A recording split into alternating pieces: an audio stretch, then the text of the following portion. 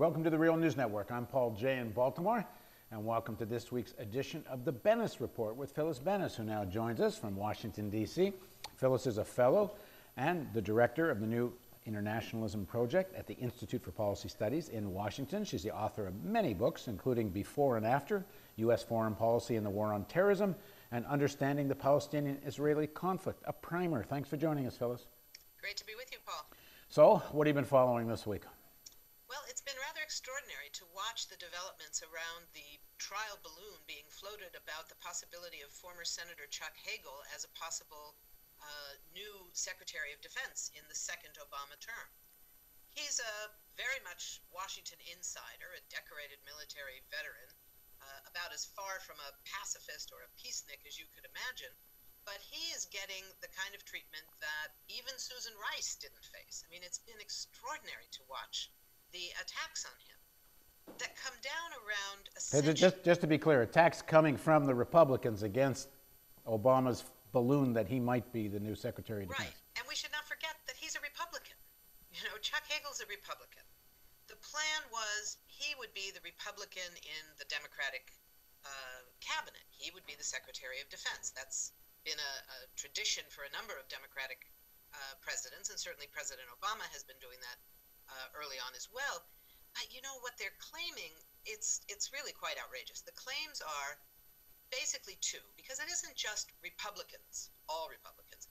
It's the neoconservatives who are outraged about the fact that Hagel was one of the first Republicans to say that the war in Iraq should be ended, their great project.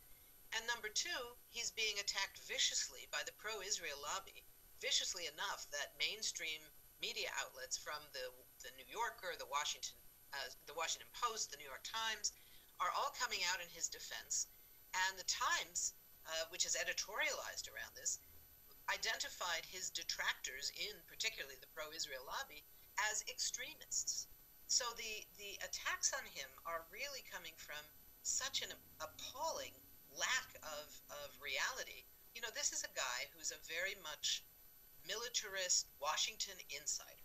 He's not a pacifist. He's never going to say there should not be ever consideration of war in Iran, for instance.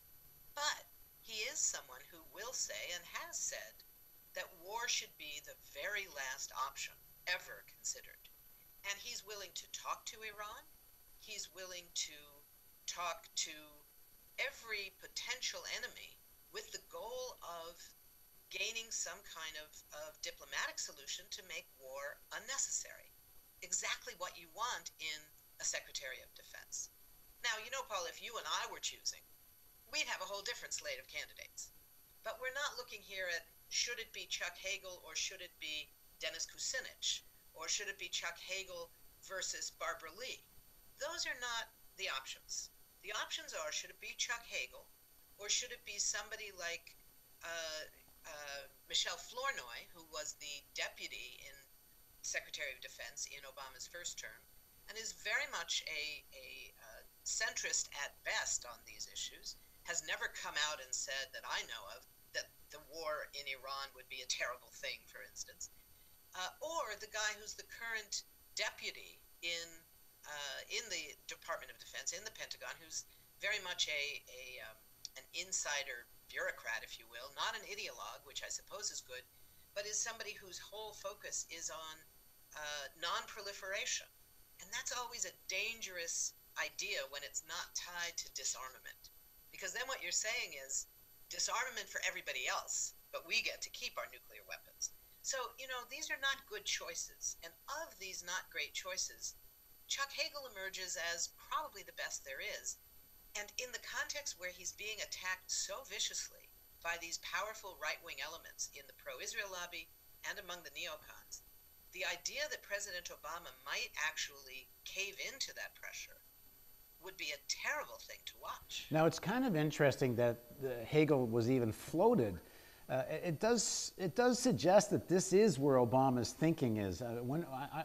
I've commented several times on the Real News that in the primary campaign in 2008, President Obama on several occasions, then candidate Obama on several occasions, made what I thought was a kind of rational comments about Iran. One in particular was, if you didn't want Iran to be such a major player in the region, you shouldn't have invaded Iraq. But that's happened now. He sort of has been more realistic that U.S. policy has to take into account Iran as a serious player in the region, and you better deal with them. Right. And then, the problem is that we have not seen actions by the Obama administration to reflect anything close to those views.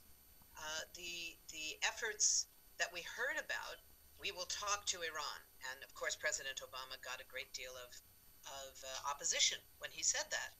But the reality is we didn't talk to Iran in any serious way. The entire one-on-one conversations between U.S. and Iranian officials over the last 3 years amounted to less than 1 hour. So if you're serious about diplomacy, that's not going to work. Well, that was sort of my point, is the floating of Hagel is an actual attempt to say this next term, this is going to be, we're going to get serious about this now, because otherwise, why do it? It's hard to say. I mean, I would not want to put a whole lot of confidence that Chuck Hagel is going to be out ahead of President Obama on this one. Because, Chuck Hagel comes from where he comes from. He is still a traditional Republican. He would be the head of the military. He has been willing to say that the military budget should be cut. That's rather extraordinary for a Republican or for a potential Secretary of Defense.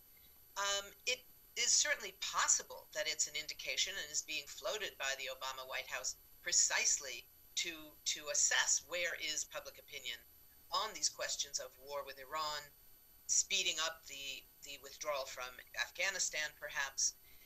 But I don't think we know that. I think at this point, what we know for sure is that the far-right elements in the Republican Party, in the Israel lobby, are so much against him that the need to challenge that opposition, if you will, becomes one of the most important points. And as the Obama administration, they had to know this was going to be the reaction. I mean, AIPAC hates Chuck Hagel. And Hagel's opposition to the AIPAC was one of the organizations behind I believe it's early 2008 or late 2007, pushing this resolution calling the Iranian Revolutionary Guard terrorist organization. Right, and Hagel was one of those who said, this is crazy. Yeah, he said it was crazy. You can't talk to people once you call them terrorists. But we should also be careful. Again, I think that understanding the danger of this campaign against Hagel and challenging this campaign against Hagel is very important.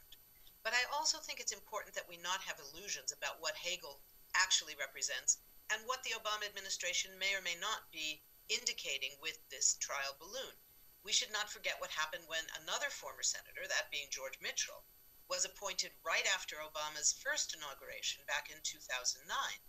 He was appointed to be the special envoy to the Middle East, to Israel and Palestine. And a lot of us, myself included, we were very excited about it because we thought it meant that this was an indication of Obama's very real commitment to the issue. And we all remembered that when Mitchell had come back from his work as the key operative behind the Good Friday Accord in Northern Ireland, that one of the things he said was the most important lesson was the idea that if you're serious about diplomacy, everybody has to be at the table. And you can't have one side excluded because they're terrorists or another party excluded because you don't like them.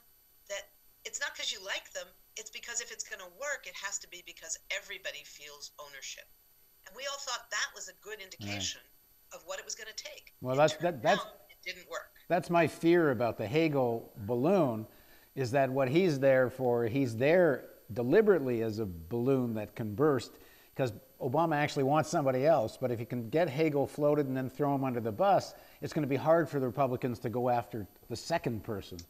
Well, that could be, but I also think that if it happens that way, Obama will look incredibly weak on the eve of his inauguration. After the weakening of his presidency that came with his abandoning Susan Rice, who I had no brief with, and for all different reasons than what was being used to attack her, I did not want her to be the new Secretary of State. But my reasons are different than those of those who were attacking her.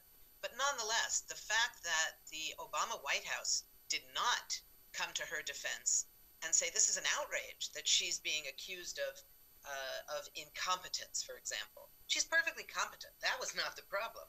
But the fact that they were willing to throw her under the bus is not a good sign. It ended up, I think, making President Obama himself look quite weak. He didn't fight for his candidate. He didn't fight for who he wants to be the member of his cabinet. If he does the same thing with Chuck Hagel, I think it will weaken him even further. All right, thanks for joining us, Phyllis. And we're going to pick this up, I guess, early in the new year. We'll see whether President Obama actually does nominate Chuck Hagel or whether this is just a bunch of hot air. Thanks for joining us. Thank you. Always a pleasure. And thank you for joining us on the Real News Network.